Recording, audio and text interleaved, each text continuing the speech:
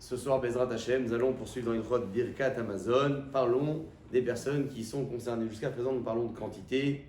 Birkat Amazon, Minatora, Midera Banan. Ce soir, nous allons parler des femmes. Les femmes sont également obligées de réciter le Birkat Amazon. Par contre, l'origine du Birkat Amazon des femmes est discutée dans la Halakha.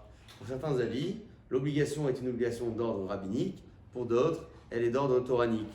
Quelle en est la conséquence que la femme soit obligée de le dire d'après la Torah ou d'après les Chachamim? Eh bien, la conséquence est directe au principe que l'on a évoqué à plusieurs reprises.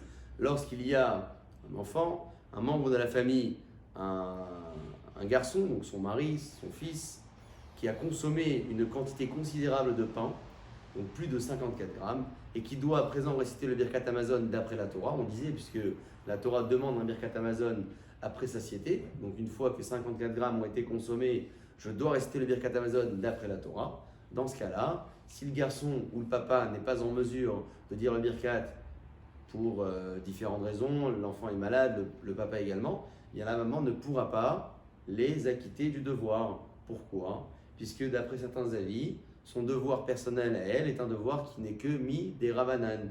Or, on considère de façon très très générale que lorsqu'une personne est obligée de réaliser une mitzvah d'après les Chachamim, elle ne peut pas acquitter une autre personne qui est obligée de faire la même mitzvah, mais d'après la Torah. C'est l'idée du mineur religieusement qui ne peut pas acquitter un majeur religieusement pour la mitzvah en question. Ici, c'est la mitzvah du Birkat Hamazon que la femme, la maman, la fille ne pourra pas donc réciter et acquitter l'enfant ou le mari. Bruchim Tihiou.